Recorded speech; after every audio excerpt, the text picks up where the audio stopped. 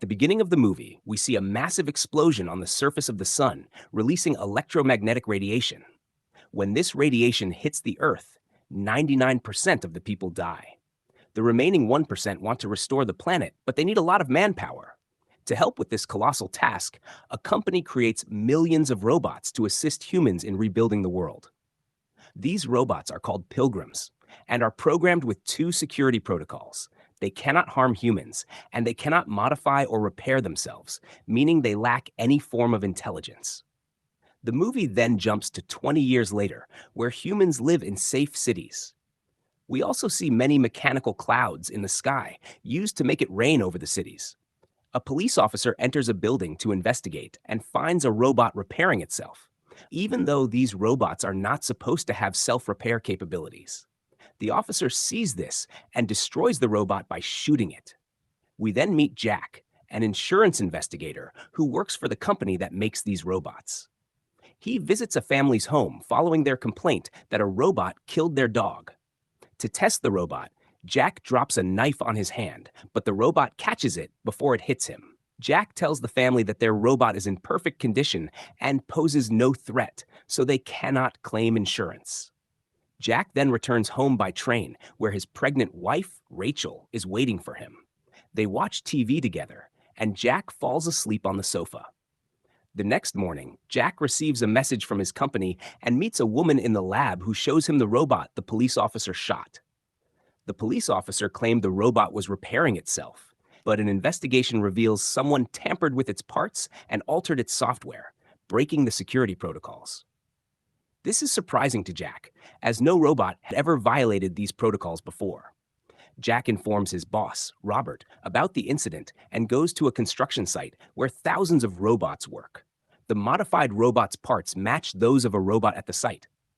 Jack talks to the supervisor, who complains that the robots are becoming less efficient and suggests removing them if security is such a concern.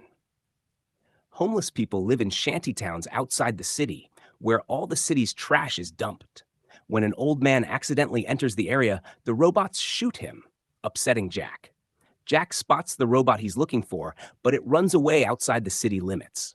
Jack follows it into a container where the robot is hiding. He tries to talk to the robot, but it self-destructs by setting itself on fire. Jack takes the burnt robot to the lab, where scientists attempt to repair it but fail. They find tools and a nuclear battery near the robot, indicating that someone altered its software to steal the battery. One researcher explains that no robot has done this in 23 years because changing their security protocols is impossible for humans or robots. Jack visits the place where the police officer shot the robot and finds another nuclear battery, confirming that modified robots are stealing these batteries. Jack then meets the police officer, Varek, who takes him to a modified female robot used for entertainment in the black market. This robot can also harm humans if necessary. Jack meets the robot's owner, Dr. Dupre, and tells her that someone is tampering with their robots, which could destroy their company. He asks for her help to catch the culprit and offers the nuclear battery as a reward. Jack shows Dr. Duper the biokernel of the damaged robot, and she gives him her invitation card before he leaves. Jack tells his wife that once the investigation is over, they'll leave and start a new future with their child. The company owner learns about Jack's illegal deal with Dr. Dupre and sends a force to stop Jack's investigation. Jack receives a message from Dr. Dupre and goes to her place. She tells Jack that she repaired the biokernel and installed it in Cleo, a robot that began repairing itself, which is a miraculous feat. Humans take years to learn such skills. Suddenly, the doorbell rings and two kids shoot and kill Dr. Duper. They also attack Jack, but he escapes and gets into a car driven by Cleo, the robot. People chase them and shoot at their car, but Cleo overturns the attacker's vehicle, causing a severe accident that injures Jack. The next morning, Jack regains consciousness, but is badly hurt and passes out again.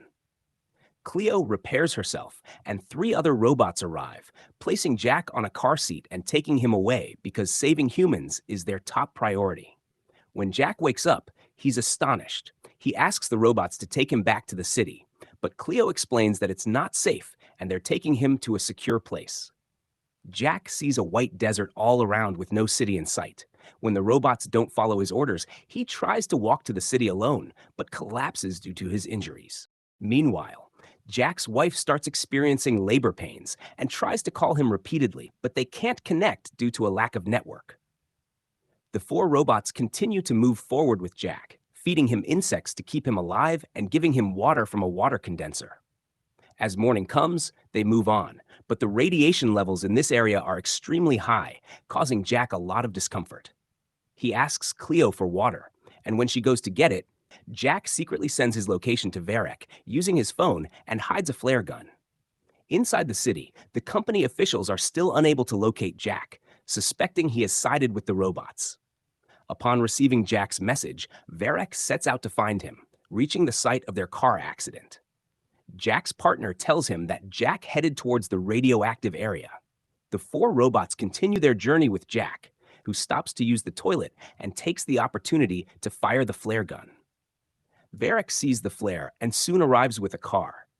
Jack thinks Varek has come to help him, but Varek attacks him instead, snatching the nuclear battery from the robot as it holds great value on the black market. Jack tries to explain that he's not allied with the robots, but Varek shoots and destroys two of them. Just as he's about to shoot Cleo, Jack fires the flare gun at Varek, killing him instantly. However, Varek's partner escapes with the nuclear battery. Jack, feeling despondent, sits down, worried about his wife, but unable to reach the city. He finds chocolate and essential items in Varek's pocket, which he takes before rejoining the remaining robots. They camp for the night, and Cleo tells Jack they will reach their destination by tomorrow. Jack expresses his desire to return to his pregnant wife, and Cleo suggests he might find a way back home once they reach their destination. Meanwhile, Varek meets the company president, who reveals the truth. The president explains that the first robot created in the lab had no protocols, but it gradually developed its intelligence to such a level that it became difficult to understand. To control this, security protocols were implemented, created by the robot itself, which humans could not comprehend. The president insists on stopping the robots that broke these protocols, as they pose a threat to humanity. The president sends men to kill Jack, whom he suspects of aiding the robots in reaching the radioactive area. Jack and Cleo arrive near a factory, where Jack spots a car and a covered figure through binoculars. Upon closer inspection, he realizes the figure is the first robot that altered the others. Jack searches the factory and finds numerous robot parts, becoming increasingly scared and desperate to escape. He runs to a car but finds it lacks a battery. Feeling hopeless, Jack resigns himself to death. The robot approaches Jack, explaining that death is part of the human life cycle and that no one remains forever. Due to the radiation, humans may become extinct, but robots, being a product of human minds, carry human legacy. The robot asks Jack for the nuclear battery to cross the radiation zone where no humans can follow or harm them. Jack hands over the hidden nuclear battery. Company guards tracking Jack arrive at Varek's body, having kidnapped Jack's wife and daughter. They intend to kill Jack and his family.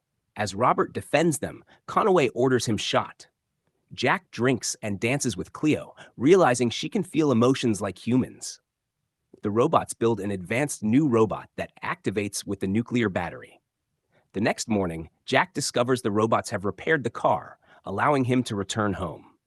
Overjoyed, Jack bids Cleo goodbye and drives away. After some distance, he encounters a still-alive Robert, who warns him the company wants to kill him and has his family. Guards track Jack to the factory, shooting at the robots attempting to cross the radiation zone. One robot leaps into the chasm, evading the bullets. Cleo informs the guards that Jack has left, and Conaway orders them to leave. The robots, no longer following human orders, are shot and destroyed by Conaway, who also damages Cleo. Jack arrives, ramming two guards with his car and shooting another. Conaway wounds Jack, ready to kill him, when the dog robot attacks Conaway, causing him to fall into the chasm and die. Rachel arrives, cradling their daughter, and an emotional Jack holds his child. Cleo, now understanding human feelings, watches. They send the dog robot across the chasm to safety, where radiation levels are too high for humans to reach. Cleo bids Jack farewell and heads into the radiation zone. Jack, with his family, reaches a beach, witnessing the Earth gradually recovering. The movie ends on a hopeful note. Friends, that was the story of Automata. I hope you enjoyed it. Please comment on how you liked this story. See you in the next video. Bye-bye for now.